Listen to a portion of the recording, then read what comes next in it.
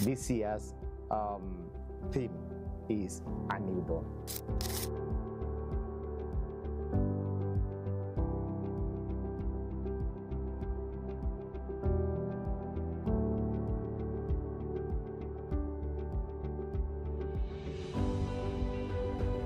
See you there na karibu.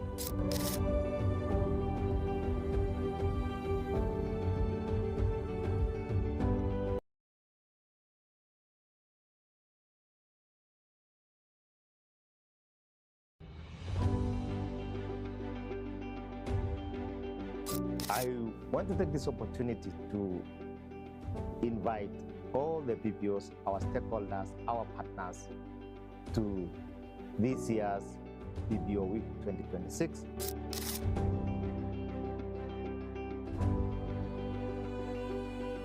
That will be happening in Nairobi, KICC, from April 13 to 18.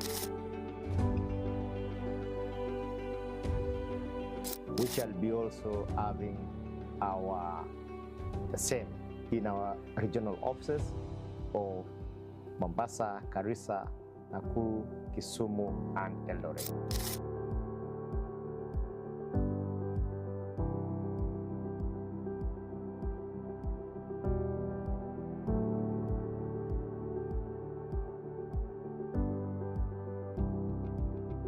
This year's theme is A New Dawn.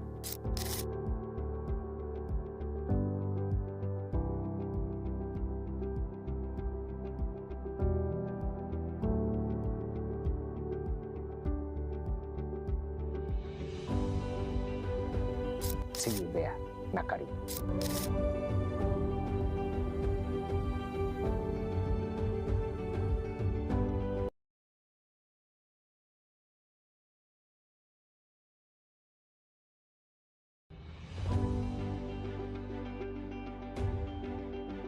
I want to take this opportunity to invite all the PPOs, our stakeholders, our partners to this year's PPO Week 2026.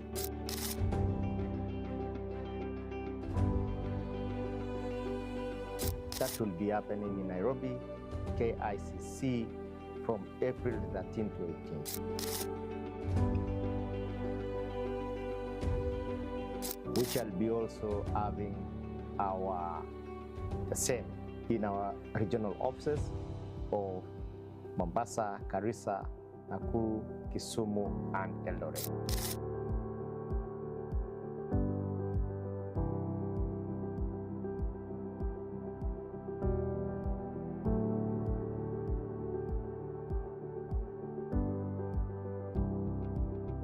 This year's theme is A New Dawn.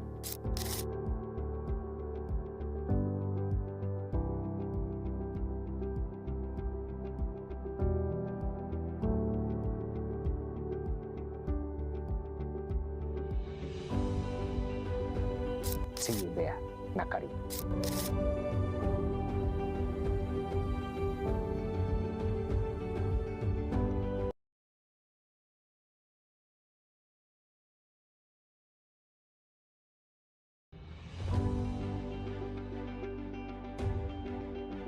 I want to take this opportunity to invite all the PPOs, our stakeholders, our partners to this year's PPO Week 2026.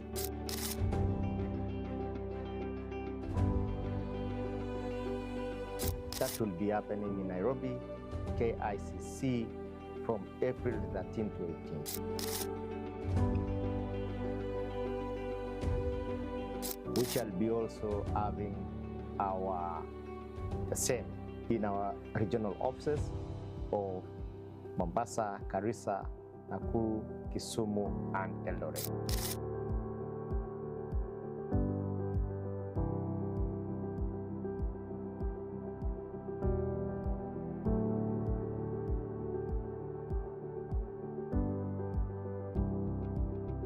This year's theme is A New Dawn.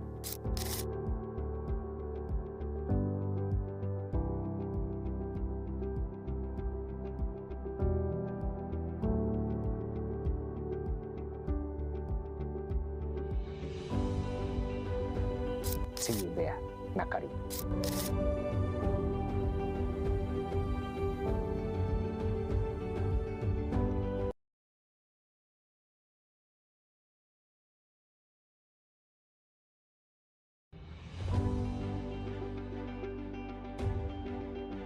I want to take this opportunity to invite all the PPOs, our stakeholders, our partners to this year's PPO Week 2026.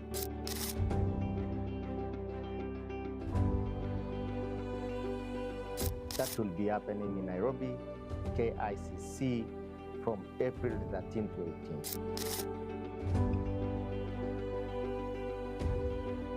We shall be also having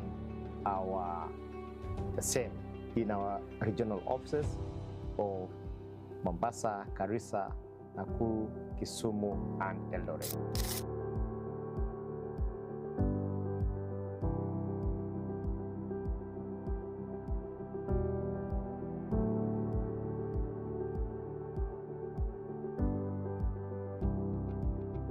This year's theme is A New Dawn.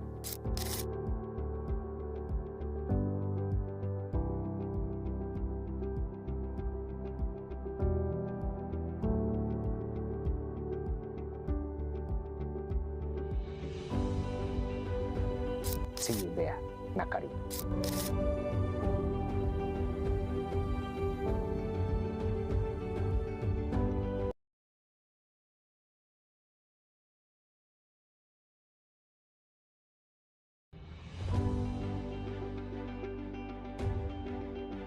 I want to take this opportunity to invite all the PPOs, our stakeholders, our partners to this year's PPO Week 2026.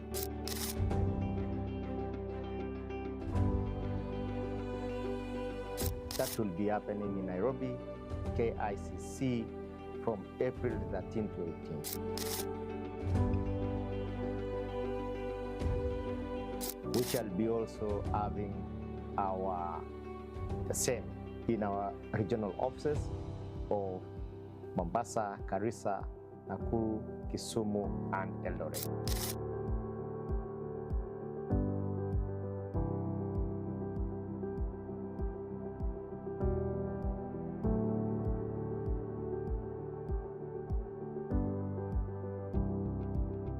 This year's theme is A New Dawn.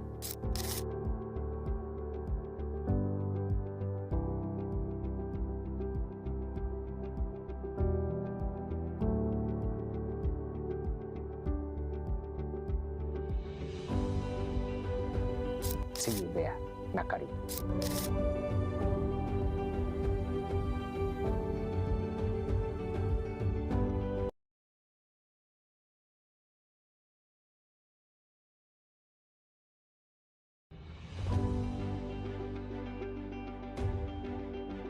I want to take this opportunity to invite all the PPOs, our stakeholders, our partners to this year's PPO Week 2026.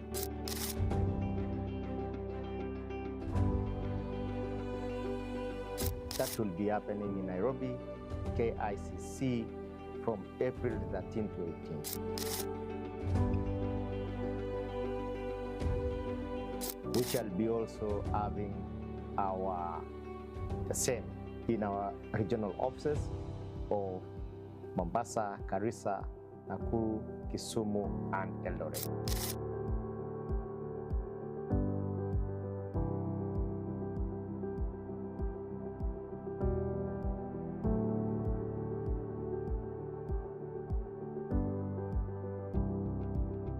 This year's theme is A New Dawn.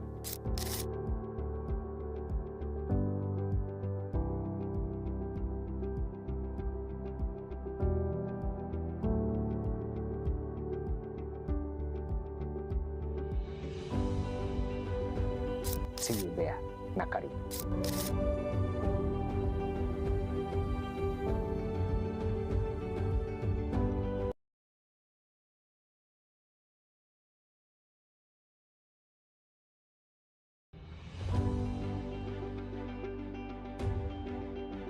I want to take this opportunity to invite all the PPOs, our stakeholders, our partners to this year's PPO Week 2026.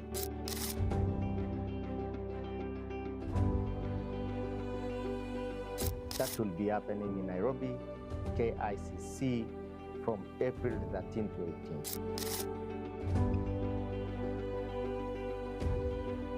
We shall be also having the same in our regional offices of Mombasa, Garissa, Nakuru, Kisumu, and Eldoret.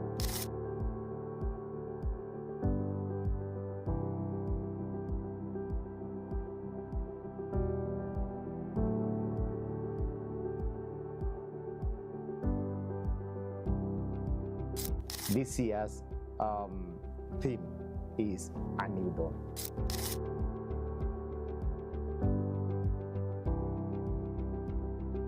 See from April 13 to 18. We shall be also having the same in our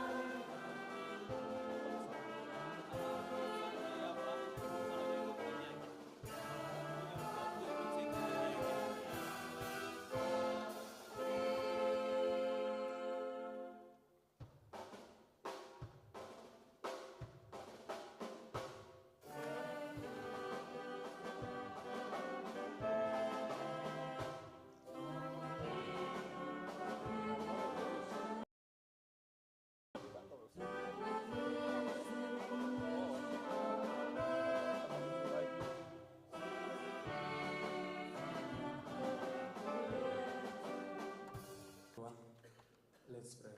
Bismillahirrahmanirrahim. Alhamdulillahi Rabbil Alameen. Ar-Rahmanirrahim. Malik Yawmiddin. Iyyaka na'budu wa iyyaka Ask of your presence to be with us during the deliberations. We thank you for this nation, we thank you for the presidency, and we thank you for the First Lady. And we ask of your blessings to be upon. We may kindly take our seats. Your Excellency, the 4GW CEO Pibora, to give us some welcoming remarks. A warm hand for him.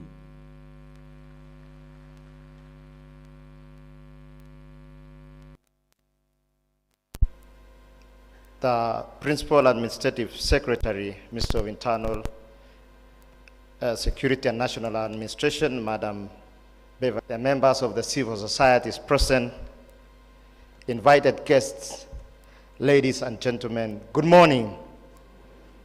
It gives me great pleasure and honor to invite an event where BPOs will be showcasing what they do across the country. This time round, I want to invite you and most sincerely thank you, Your Excellency, for finding.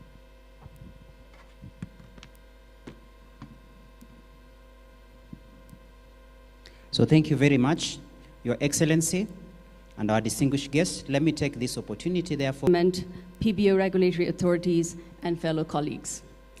It is a pleasure and a privilege to be here this morning, and I thank the PBO Regulatory Authority, an Irish NGO that works in partnership with local and national organizations across contexts in Africa, Central America, Middle East.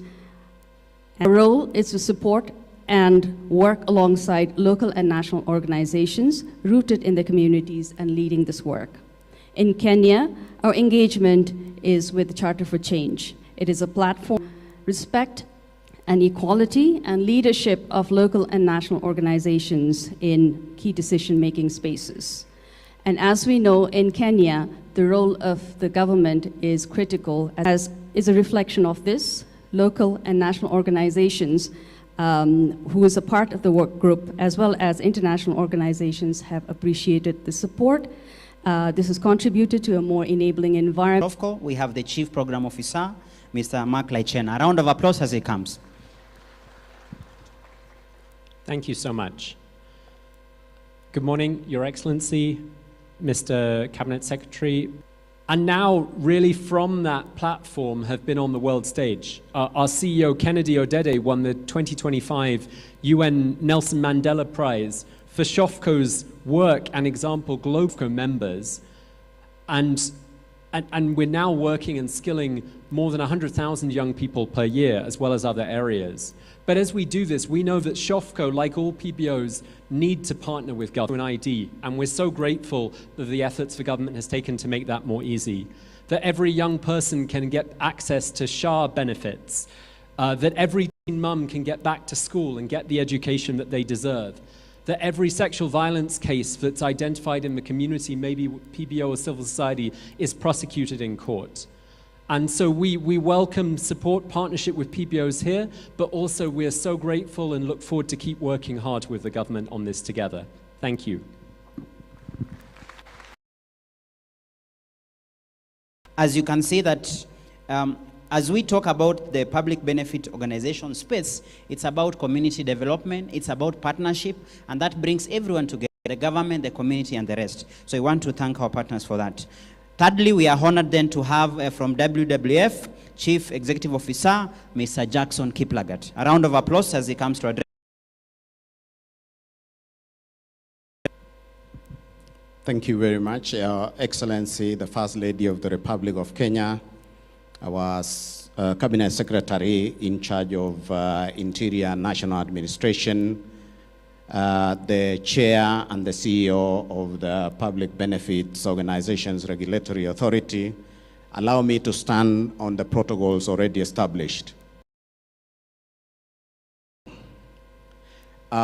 We are here today because we are enjoying the privileges and the opportunities granted by the government of Kenya to contribute to national development.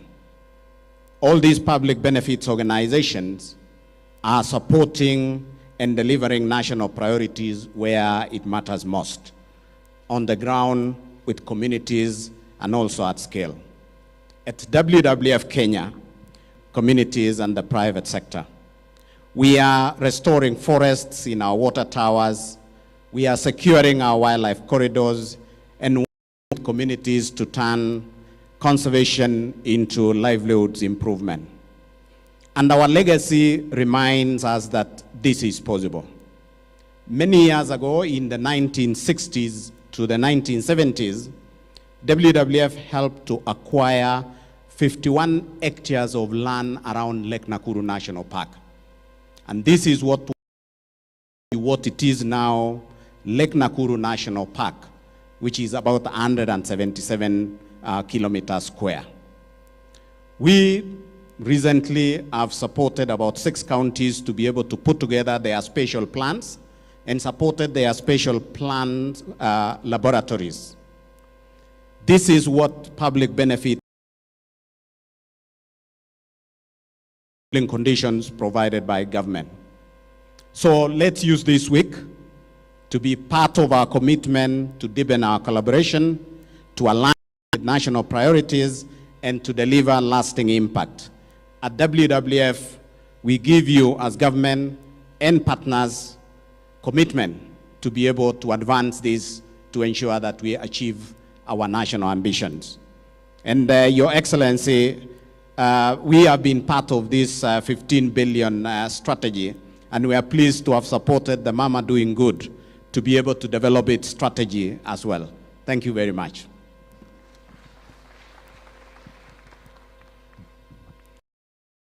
Much from WWF and for the contribution. I therefore then seek to recognize the fact that if you look at in this particular space of public benefit organizations, we always have a nexus between international as well as local participation in a big way. So that as we were reading through, you remember SHOFCO, locally homegrown. But this space has never been successful if we never get the support of our international partners. In that regard, therefore, allow me then to welcome from the Danish Refugee Council, Mr. Simon Zioka, who is the country director. A round of applause as he comes.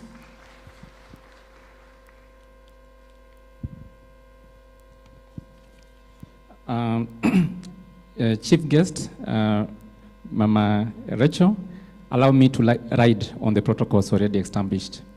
The Danish Refugee Council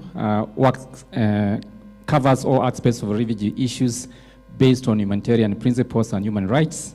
The overarching mission of the Danish Refugee Council is to assist and protect refugees and also the host communities in the Azores, empowering them towards a better future. We strive to provide sustainable solutions for refugees, displaced people around the country, and also the host communities with the objective of enabling them live dignified lives. This year's PBO week is transformational. It's a journey towards strengthened coordination, collaboration, and being intentional in our collective efforts in impacting lives, to deliver and facilitate the most needed services in Kenya, particularly in the communities we serve.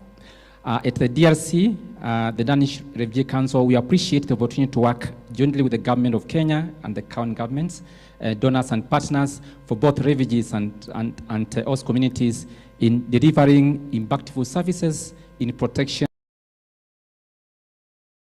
livelihoods, self-reliance, and social cohesion. All these are geared towards supporting sustainable solutions in the countries that you operate. In the wake of the global climate change, our waste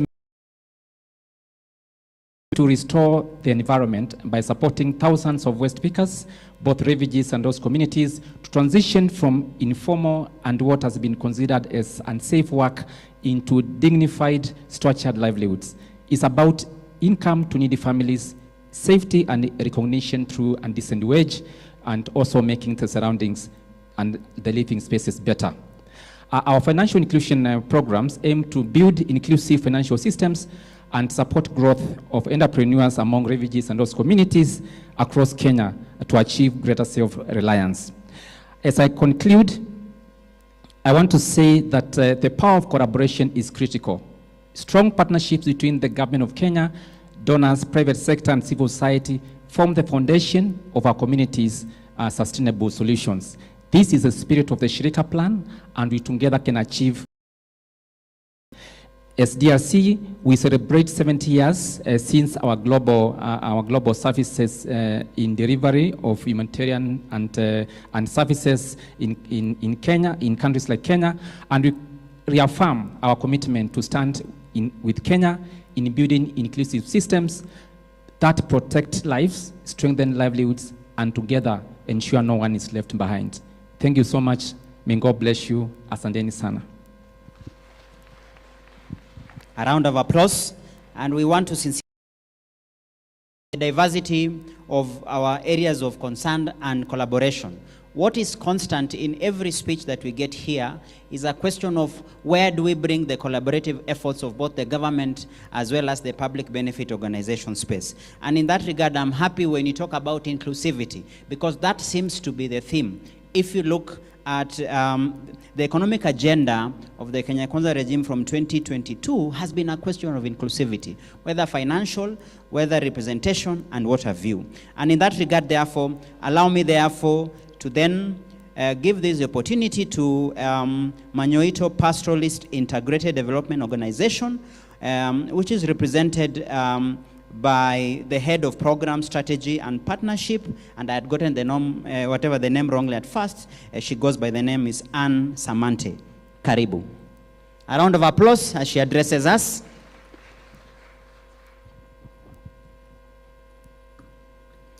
Your Excellency, Mama Taifa, Ms. Rachel Ruto, the Cabinet Secretary, Interior and National Administration, Honorable Kipchumba Murkomen, Honorable Kipchumba Murkomen, and the PS, and all protocols observed. Good morning, observed. Good morning, Hamjambo. Hamjambo. Yes, just to correct my name, yes. Just to correct my name, yes. My name is Samante, Pastoralist, Pastoralist Integrated Development Organization. We were established in 1996 and then registered as counties in Kenya,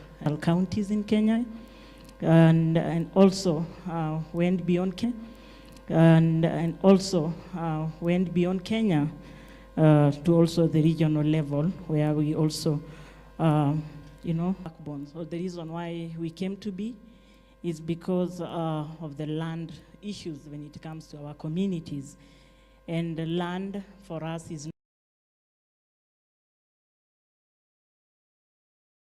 our everything, basically. And so we came around because we needed to support our communities in securing their land. And we thank the government of Kenya because, secondly, also, we do a lot of projects and interventions around livelihoods. For now, we all know that when you get an opportunity to be in the global platforms, one common narrative is that Africa has the lowest adaptive capacity. And the question would be if Africa in general has the lowest adaptive capacity impacts of climate change. And so our interventions around climate change, around livelihoods, with women at the center, because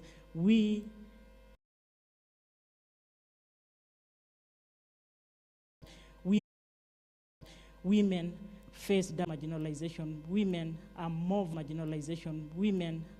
vulnerable whenever any challenge comes up. Even here, in case anything vulnerable, whenever any challenge comes up. Even here, in case anything happens here, the first people to be at a time in this life that we cannot do much if we do it alone. We need to leverage on each other's capacity, technical capacity, resources, expertise, and on addressing a number of issues that would have taken long to address if we do it independently. So we value partnership, and we thank the authority, the regulator, for bringing us together today. Thank you.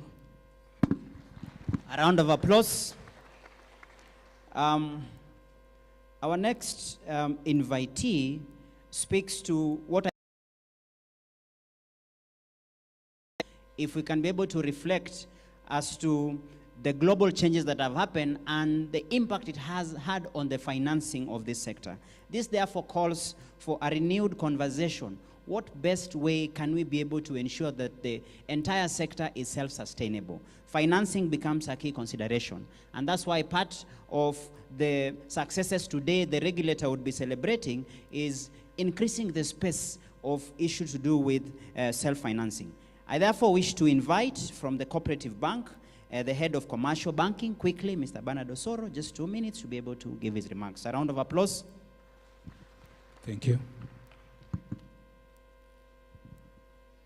Your Excellency, the First Lady of the Republic of Kenya, Mama Rachel Ruto, Cabinet Secretary, Minister of Interior and National Administration, Honorable Kipchumba Murkomen, the Chair, Bora, the CEO, good morning. Let me start by saying that we are honored to have you, Your Excellency, grace this occasion, and we also wish to applaud you for the good work that you continue to do as you inspire the nation in your tireless efforts in empowering women and children while promoting economic transformation. As Coop Bank, we are honored and we are proud. As we kick off this PBO week today, we stand at the threshold of a new dawn. This week is not just a celebration, but it's a part. As Cooperative Bank, we are proud to work with you this journey and are committed as a partner of the PBO sector. For decades, I must, while complementing what the government does in various sectors, including education, health, and even environmental, and even youth and women, as championed by the First Lady of the Republic of partnership with PBO, we are deepening these ties to ensure a sustainable community transformation. We have seen the power of collaboration firsthand through the corporate response to crises such as drought, We have co-funded financial inclusion initiatives, built capacity for local actors, as well as worked along PBO to make the program sustainable. From supporting community-based organizations in education, scholarships, to empowering the youth through agribusiness and renewable energy presented as a bank. Looking ahead, we bring together capabilities to this new dawn. As one of the leading banks in Kenya with a vast network, we offer solutions and innovative financial models that support project sustainability.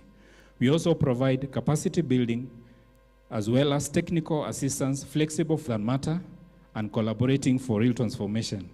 Let this PBO week ignite even stronger partnerships where the private sector, the regulators, the PPO unite to build a more inclusive Kenya. Asanteni sana, and God bless you. So thank you very much. Apart from financial accountability, I think one of the expectation as we have unmatched of both the government and the sector players, there'll be an expectation that regulation will be two-way. There'll be self-regulation as well as the place of government. And that can only happen if you have good both accounting and auditing mechanism. Therefore, I seek to then welcome from ISPAC, the Director Professional Standards and Sustainability, and they are represented by CPA Catherine Asemit. Karibu. A round of applause as she speaks to us. Thank you. Her Excellency, the First Lady, all government officials, I ride on the protocols already established. Good morning, everyone. So I'm here to speak on behalf of ISPAC, which is the regulator of the accountancy profession in Kenya, established under the Accountants Act. And I want to congratulate PIBORA for the great milestones they have had. We've had a very good collaborative engagement. And the key points of engagement is mainly on ensuring transparency and accountability, especially in reporting. The first front, of course, is on financial reporting, where we have been able to create a transparent and uniform way that's going to assist all entities in terms of reporting within that sector. We also have been able to work very well in capacity building and training speakers. We want to see how we can create a more sustainable economy and also more sustainable organizations so that we're able to leave impact even for future generations. Thank you so much. I think I'll stop it. Distinguished League of Nations within our global community. And in that case, we have played an important role as a government or as a country over the years when it comes to within to the kind of aspects as well as the collaborations that are done within this particular public benefit sector.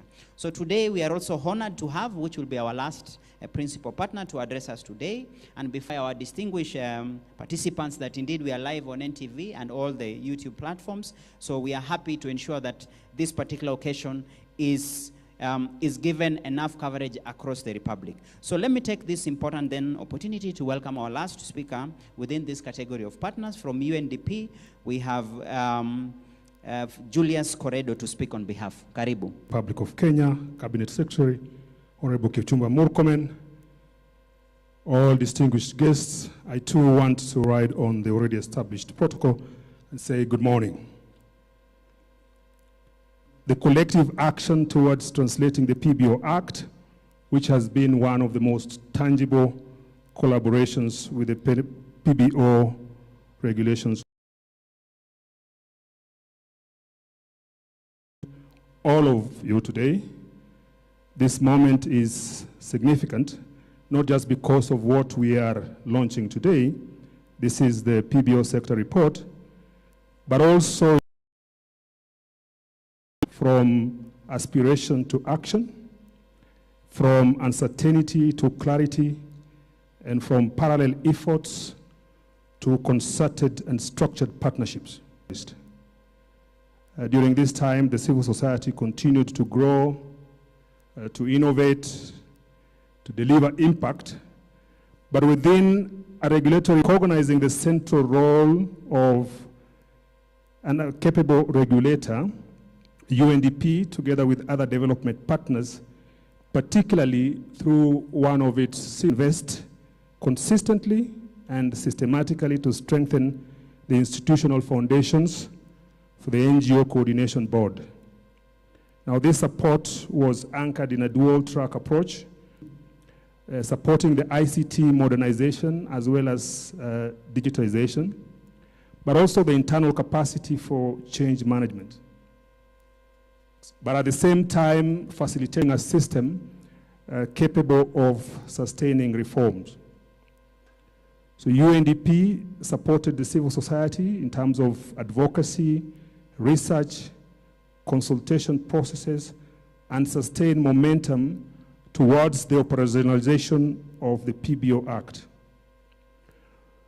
So now the transition of the PBO, 2024, the transition of the Public Benefits Organization Regulatory Authority did not begin from zero. It began from a position of readiness.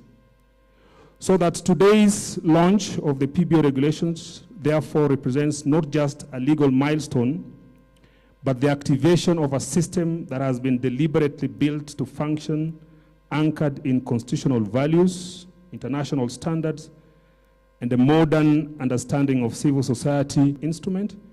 It is a partnership framework, and it signals a shift from transactional regulation to collaborative governance, from fragmented engagement mutually reinforcing. So the PBO sector report 2024-2025 is equally significant because it grounds the economic transformation agenda, because they reach the most underserved communities, they strengthen livelihoods, and they promote inclusion and resilience and collective impact. What UNDP would like to see going forward is that we deepen the partnership. That this week is not only for partnerships and the credibility of the institutions, and through the impact we create through delivering for the people. This event to be able to give his highlights for the New Dawn in action. Karibu, Bwana CEO. A round of applause as he addresses us on his quick. Kipchumba Murkomen, the chairman of the board of directors, Honorable Mambu Mabonga, all the BPOs present, invited guests, ladies and gentlemen, deliberate, and has been outlined by the speakers before me. It's important because we've worked with the BPO sector, the journey for the last 1 year. It's important because all the non-governmental organizations before have been fragmented in a way that if you give me some funds, I will go to a certain remote area of Todonyang to account for it. And that's why at the end of your financial year to give us your annual report, so that it had been in abeyance for over a decade. And this idea say it was a promise was given and a promise that has been delivered. And I quote, thereafter we harmonized the draft and we subjected it to public, and the sector contributed 246.7 billion, the total funding that this sector, our game. We need to locally source and fund our BBOs because we still have a long way. And just a snapshot that of the sector is to health, followed by education, children, environment, relief and disaster management, water and sanitation, 6, agriculture, all that will come to 610 billion. When it comes out of the bottom-up agenda, the BBO's contribution to it in 2024-2025, in the health sector, it's 8 billion for MSMEs and the youth, 8.09 billion for agriculture and food security, 14.59 million for digital super highway. And you will realize that actually this sector contributes positively to the economic sector. And we want to thank the civil society and the BPOs for the forward-looking collaboration that we've had in the financial year 2024-2023. This sector employed 60,600. These are Kenyans. We've had a significant number of expatriates working in this sector. So most of the people, most of them are Kenyans. And so, Your Excellency, this is a sector that it has a lot of potential, and we are looking forward for more compliance from the discussion with we've been. Indeed, the Financial Action Task Force, FATF, through its typologies, have shown that in other countries, the PBO sector has been abused and has been used as conduits for TF financing.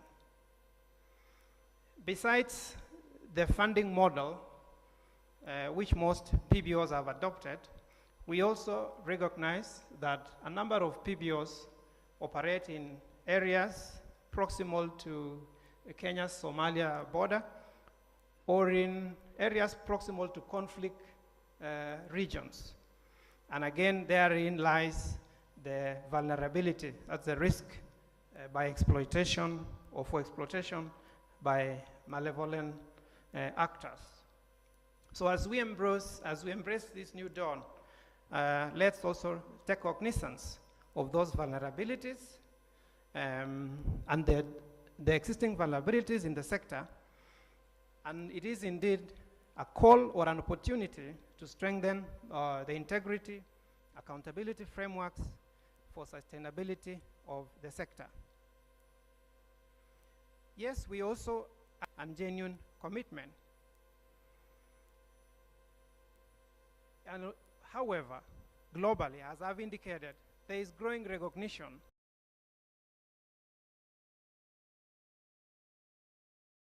are exposed to abuse by terrorist organizations, particularly in terms of use of those structures for unlawful ends. And this is not a reflection and to safeguard against exploitation and abuse by the terrorist organizations. As the DG of PIBORA to peer review in 2021, that's mutual evaluation, and FATF identified certain strategic deficiencies within the NPO sector. Most of those deficiencies have to regulate or to monitor at-risk NPOs. In addition to that milestone, the country has also or did assessment, and the findings of that assessment were shared both with the public and private sector and the private sector. And that risk assessment, in a nutshell, standards.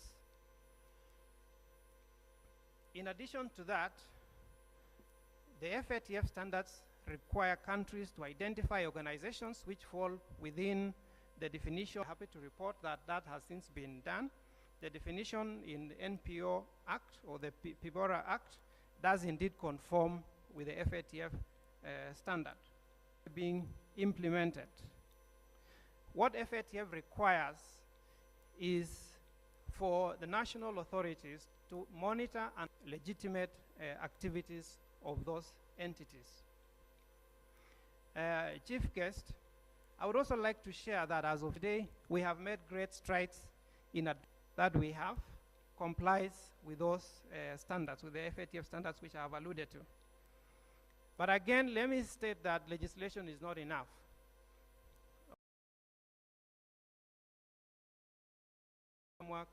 And today we are launching the regulations to complete that legislative framework. But that is not enough. The FATF requires effectiveness. That is demonstration that the law and the legal framework, the institutional framework that is in place does work and actually produce the expected outcomes. I note that this week's agenda, therefore, includes a session on Talk to Your Regulator, navigating FATF risk monitoring for NPOs, getting oversight rights, and that will be on Wednesday. And I think this will provide us with an opportunity to further discuss the milestones that we have achieved as a country and some of the areas which still require some work. So while we have made significant progress as a country in enhancing the AML CFT CPF framework, again, as I've said, we still have some work that needs to be done. But we are optimistic that with the collaborative framework, the collaborative arrangement that we have with PIBORA and the other stakeholders, together with the PBO sector, we should be able to put in place or to enhance that regulatory framework and have a regulatory framework that safeguards our financial system, that safeguards our economy, and that has the respect of not just Kenyans, but also the international community.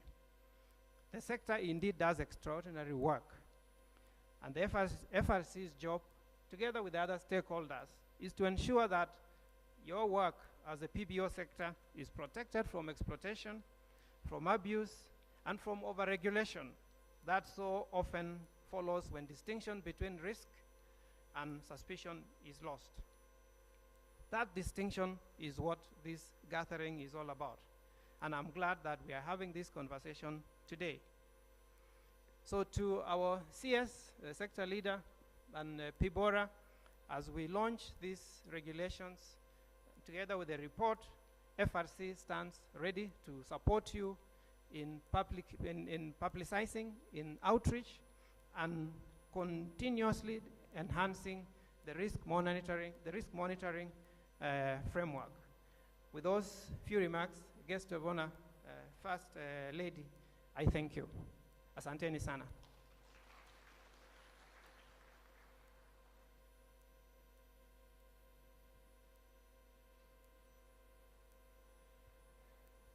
Your Excellency, as I will be calling the next speaker to sit down, I want to thank you very much because you are one of our stakeholders. At the authority, we know that you are our stakeholder number one, and we want to thank you because when we reached out to you to grace this occasion, you really supported us because we know your heart about your empowerment efforts to women and children. Authority is when women and children from those remote countries are able to get empowered, to get their livelihoods. It is when are in the new dawn. As we transit, we want to thank you. Next week, for all our BBOs in the coast region, we will be carrying out in the counties of Mombasa, Kilifi, and Kwale. Join us during the thematic sessions on Wednesday.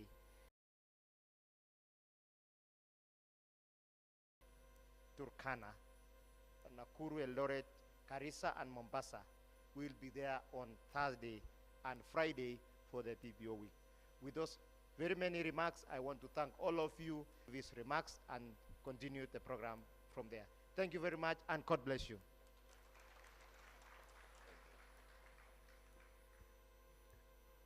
Thank you, our able DG, to our Interior, Mr. Honorable Kipchumba Murkomen, our Principal Administrative Secretary, our DG,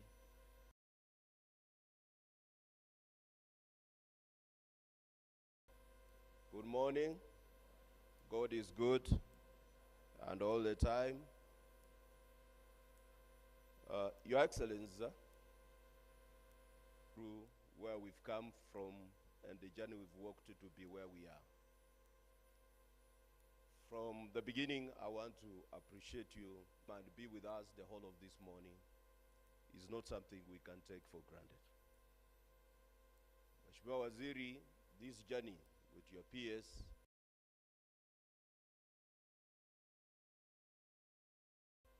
when this act was passed, it was in the 11th Parliament. That is a journey of we are getting almost to 15 years. So we need to ask ourselves, what was the problem?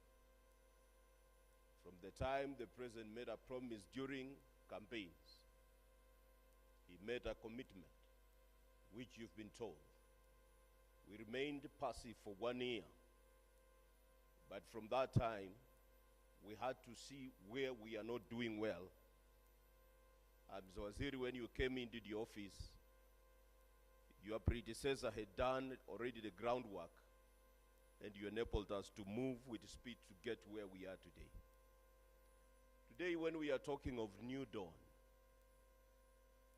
when we are talking of transformative leadership during this transition, in leadership you will be told that transformation begins with yourself. For you to transform this sector, it's not about who is at the head. It's not about which minister is in the office. It's a personal responsibility. Even to transform this nation, it's a personal responsibility. Because transformation begins with internal shifts.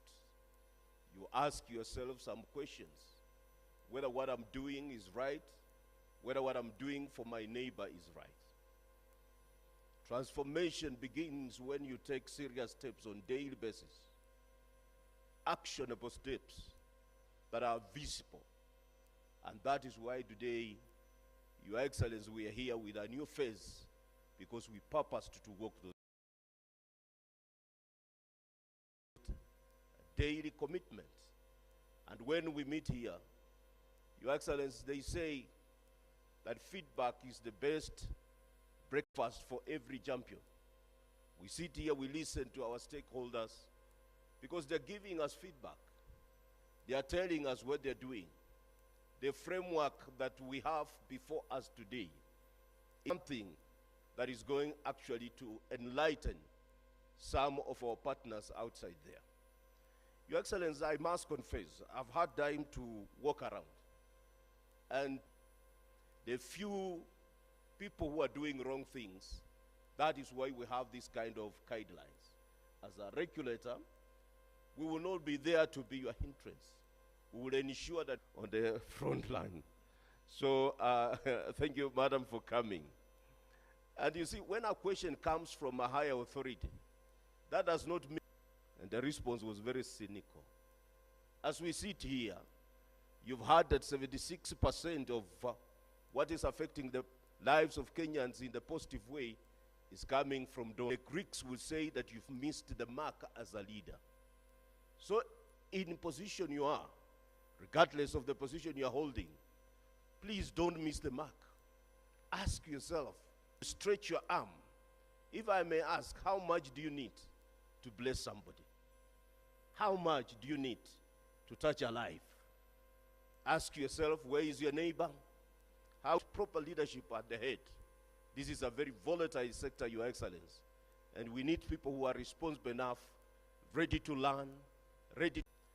Before I call the next speaker, Your Excellency, I kindly request you just to allow me, request our directors of the authority who are here with us today to stand up, just to, we will be on another scale. And I know it's within your purview, my brother CS, this is something little, and from here as you stand, maybe as you come to the podium, you are going to come and give your remarks, and thereafter invite the Honorable Minister. May God bless you.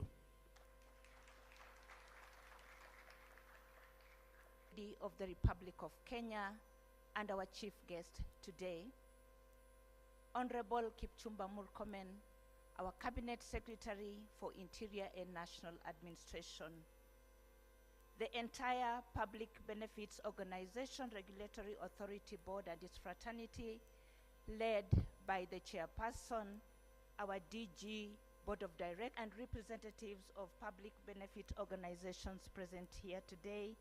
Ladies and gentlemen, good morning. My name is Beverly Opora, Principal Administrative Secretary, the Principal Secretary for Internal Security and National Administration, during the launch of our PBO Week, the Public Benefits Organization Sector Report 2024-2025, and PBO Regulations 2026. And I bring his warm regards as he's engaged in an assignment within the country. Your Excellency and our Cabinet Secretary, allow me to begin by thanking you for your leadership and for presiding over this very important milestone for the Public Benefits Organization sector. Your presence here today affirms the importance of an inclusive development agenda where government and civil society not only engage meaningfully, but work together. The journey of the PBO Regulatory Authority marks one of the most significant governance reforms in Kenya's civil society space. That moment began to take full effect during this administration and through His Excellency the President's leadership that saw the government operationalize the Public Benefit Organizations Act 2013, ending over a decade of delay and ushering in a new regulatory authority. I expected an applause. Today, the Public Benefits Organization Regulatory Authority stands as a modern regulator that is evolving from a relatively institution into a more responsive, accessible, and increasingly credible regulator within our government framework. The sector report you shall launch today give practical effect to this vision. Ladies and gentlemen, as we enter this new dawn, I wish to reaffirm the commitment of the State Department that the sector operates in a predictable and enabling environment. To the authority, I congratulate you. I wish you a successful PBO Week 2026. I urge you to maintain the spirit of engagement that has brought us this far. To all our invited guests that have graced this occasion, a new dawn, we are very grateful. And to Your Excellency, Mama Rachel Ruto, the First Lady of the Republic of Kenya, asante sana for.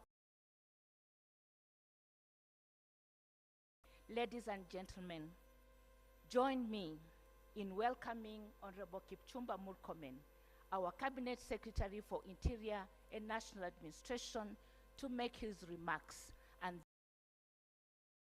Excellency, the Chief Guest, to give her keynote address and therefore launch the reports. Our Cabinet Secretary. Thank you, sir. Thank you thank you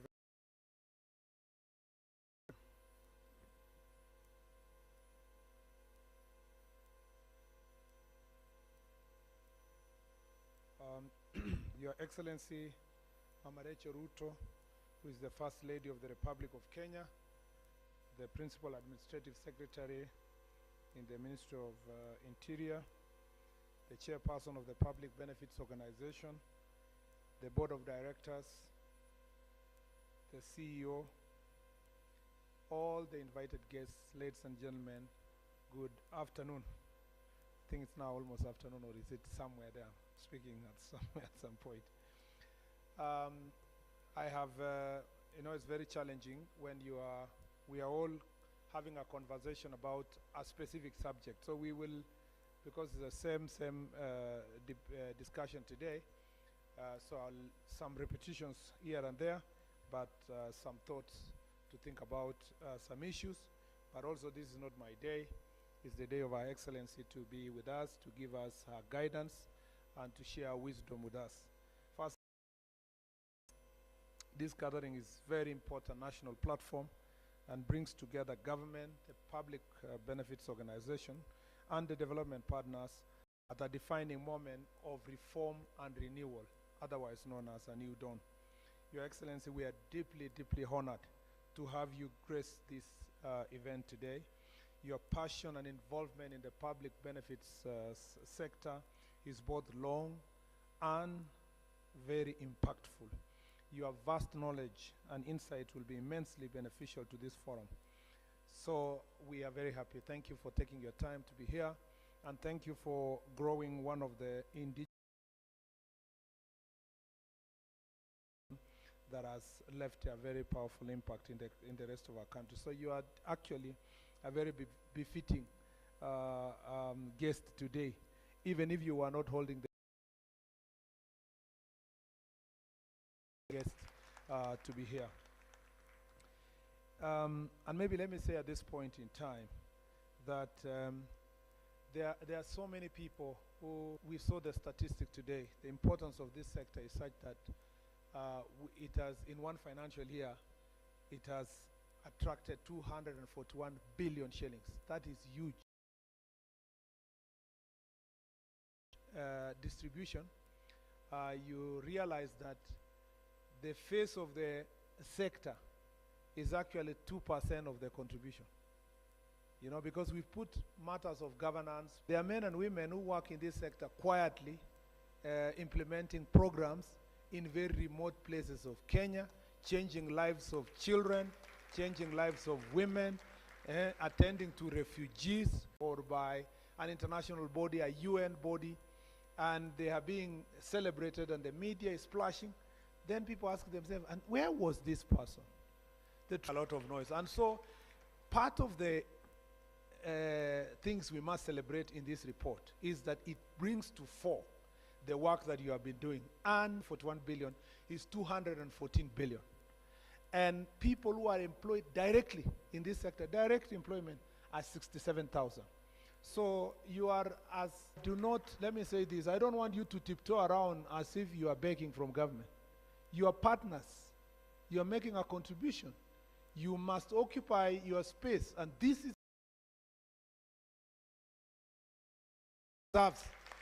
being assisted. And let me say that since we run a ministry that has presence across the country and sector, please, as a matter of right, engage the county commissioner, the deputy county commissioner, the chiefs, the assistant chiefs, and from my office, I will give a directive to all these structures of government. An altar call. You spoke like a bishop. I know that was your other life. That is your other life. Not that was. That is your other life. And I want to thank also the CEO who has just come in office. He's a few months in the office, for his enthusiasm and passion. Your Excellency, the CEO, because we grew up together, went to Sunday school and went to camps and all that together, he thinks that, so I find him all the time harassing me in the corridors of my office about this sector every other day. And I have reached the stage where the Bible, there's a verse in the Bible where someone was harassing his friend. I've reached a stage where I said, give him what he wants so that we can have peace in this sector. And one of those very close conversations we're having was about digitization of this sector to make it more transparent and for people to access services digitally. I must confess here that as a result of the pressure that it has put in us, is both timely and instructive. It reflects a sector that is entering a more structured, accountable, and coordinated phase of development, especially following the implementation that we were going to implement this act. People thought it was mere promises. But there is no promise that this government has done that has not been kept. And even if there is one that has not been completed, it's just because of the time. And time will ensure that we, in the period that we promised, we'll make sure that everything is implemented. The public benefits sector is extremely important for our economy and for our governance. Our country is the beacon of democracy in the region, partly because of the contribution of the public benefits organization. And I must confess here that in my past life, I was part of that sector. The smaller percentage of 2% of the governance, I was among the people who are taking government to task about the work they do. And I see Churchill is very happy with that because we were together. And so because of that, recognizes the important role of the BBOs, continues to play in Kenya's development. Across country, they are delivering essential services, supporting vulnerable communities, advancing governance, human rights, and responding to emerging challenges such as climate. Optional, it is essential. In fact, the question I ask myself is that, do you think that should government alone be the one which has responsibility to build a country. I think that is not true. Many countries in the world are built by private sector, government, public benefits organizations, and they make these kind of significant contributions. The PBO regulations we launched today provide that framework. They bring clarity to registration, governance, reporting, and accountability. They define the standards expected of all. Let me say two things. One is that we were asking ourselves, why is it that many of these organizations, almost 80% of these resources are by rich people? You know, we have in Kenya so many well-endowed, successful people. They retire and they have wealth.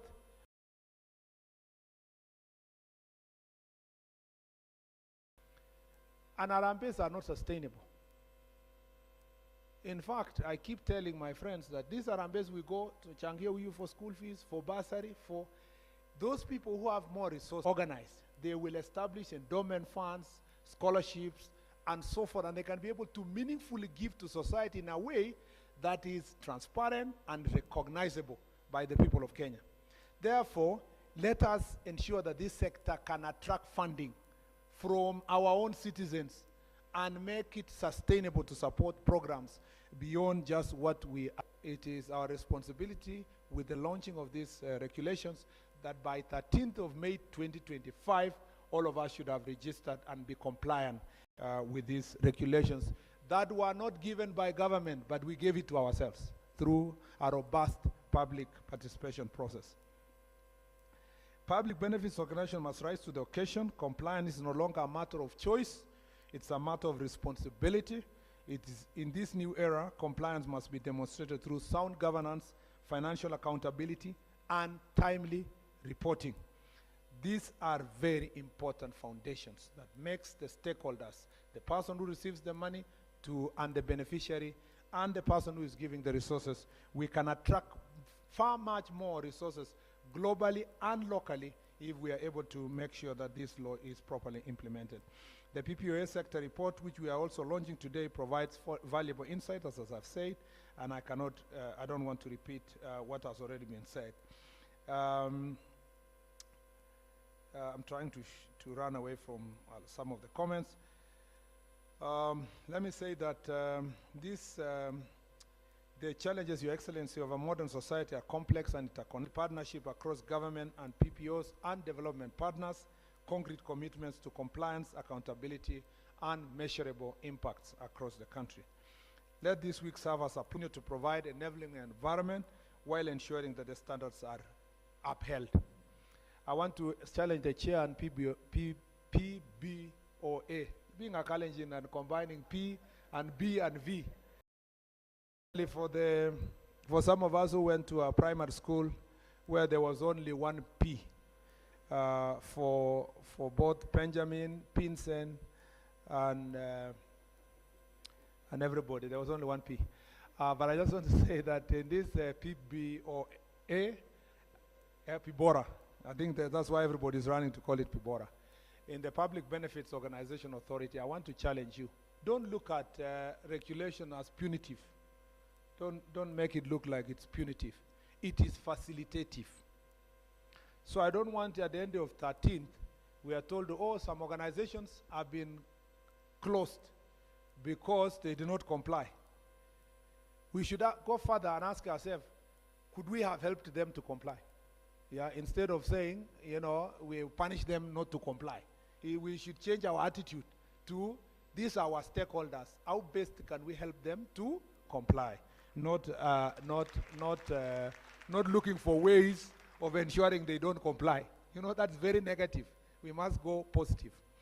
I have started such organization myself. Some failed on the way, others are still surviving. So I know it's not easy for someone to put together a legal framework, get a board, help people to run it, and so forth, get even an office. So it's important that we walk the journey together to help these institutions comply. The authority as a government agency has a greater role to protect the public good, including safeguarding the property of the PBOs, especially during this, the PBOs property must be protected during this transition period because we do not want to run into a risk of losing property in the course of shifting the new regulatory framework. For example, the authority should take an interest in asset inventories of the various organizations it has in its register, as well as the consolidated baseline data from those entering the new regulatory umbrella. I call upon all stakeholders to embrace this new phase with discipline, integrity, and shared sense of purpose. This is not just the beginning. This is not just the beginning of PBO Week 2026. It's the beginning of a new standard for the sector. As I said, we lead, for example, by example. The chair also us to go out of our way and raise resources locally and encourage people to become serious investors in this sector, in this public sector, by supporting the example. I was challenged one day during our graduation from a human rights class that, you know, you can't tell people that you want to respect human rights. You are teaching people rights, but in your house you are mistreating your house help, you are mistreating your watchmen, the people who support you. It must lead by example. People must see that if you are a human rights defender, your, security people, you treat, it must start from the basics. Otherwise, it's useless to go and stand there and call yourself a beacon of democracy. And even in your own home, you don't exercise an iota of democracy. Your wife cannot even speak in your presence. It must, and you're saying you are women empowerment. It must lead by example. Sorry to say all these things in the presence of Our Excellency. This is not my day. I will look for my own day so that we can come and have a conversation with you. But I am very excited. This is a sector I know, I am familiar with, and I'm excited about it. And I think going forward, all of us including me, now that having been blessed to serve in such positions, as we go towards retire, it's important to have organized structures that we can give back to community even when you are no longer holding public office, then in a meaningful way, away from these just hard work arambes that we do around the place. It's now my distinct pleasure to welcome Her Excellency, the First Lady, to officially open the PBO Week 2026 and launch the PBO regulations and the annual PBO Sector Report 2024-2025. 2024-2025. Tupigie makofi, Her Excellency. Over to you, Your Excellency. Thank you very much. We may be seated. Honorable Kipchumba Murkomen, Cabinet Secretary, Ministry of Interior and National Administration, Moses Mabonga, Chairperson of the Public Benefit Organization, Sector, Private Sector, and Development Partners. Ladies and gentlemen, good afternoon. There's a quiet kind of work that does not always make head. Reaching the unreached, of standing in the gap where systems are still catching up, and more often than not. Today, we gather not just to recognize that work, but to affirm its place at the very center of our nation's progress. Me in commending the PBO sector for its unwavering commitment to service and in recognizing the critical role you play in Organizations Act 2013 was actualized on May 14, 2024, fulfilling a promise not just in policy, but in principle, that those who serve the public good, new dawn in action, celebrating impact, connecting voices, collaborating for transformation is timely, because a new together. Public benefit organizations are not peripheral actors in development. They are central partners. They are often the first to respond, the last to leave, and the bridge between policy and people. PBOs do not, and that is why the full rollout of the PBO Act is such a significant milestone. The PBO Act provides not just a framework for regulation, that sustainable development is not achieved in silos. It is achieved when government, PBOs, private sector, and communities move in alignment. It is achieved when we see partnerships not as an option, but as a necessity. It is achieved when we safeguard the integrity of the sector itself. And indeed, once said, alone we can do so little. Together we can do so much. That is the spirit that must define this moment, because no single actor, no matter how powerful, can deliver transformation alone. Because even as we celebrate, we must remain vigilant. The strength of the PBO space depends on transparency, compliance, and the shared responsibility to protect it from misuse, including the very real risks of abuse for unlawful activities. This regulation is not a barrier, it is an enabler of legitimacy and long-term impact. Ladies and gentlemen, behind every program, every policy, every partnership, there is a life touched. A child who goes to school, a mother who accesses health care, a community that gains clean water. These are stories that are the true measure of our progress. And as William H. Gates said, I have seen firsthand what happens when partnerships meets purpose. When institutions come, all of us to ask, how do we deepen collaboration? How do we scale what works? How do we ensure that no effort is duplicated and no community is left behind? Because the future we seek will not be built by one sector alone.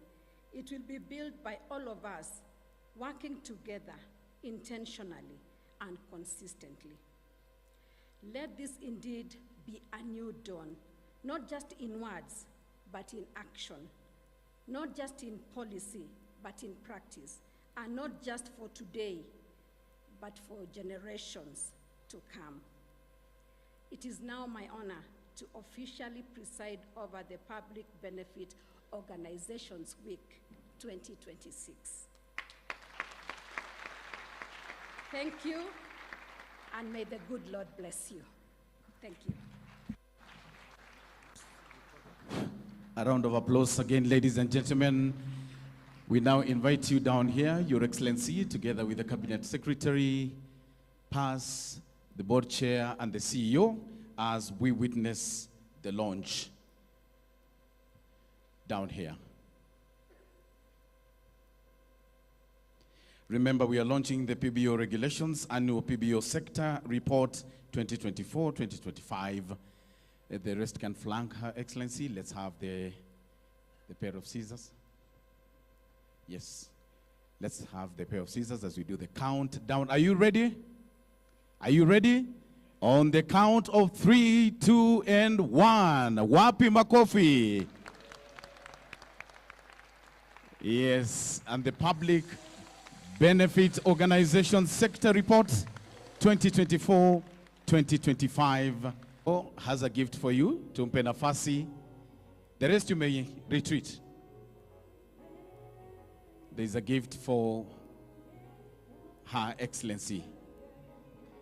Tawapigie makofi. Thank you very much for being generous. Asante sana. Thank you very much.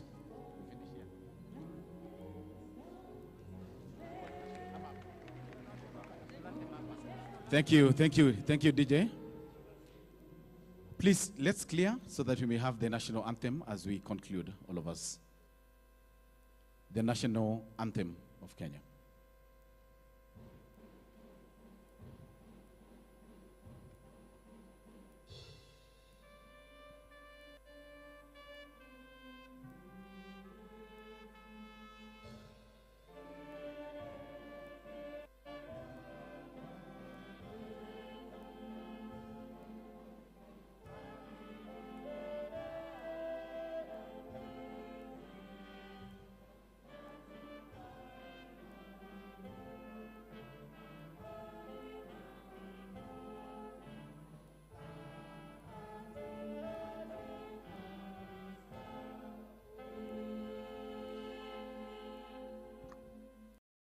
Tunaweza kutulia. Mama wa taifa anapoondoka, tunamtuma na salamu apeleke kwa Mheshimiwa Rais. Asante, Your Excellency.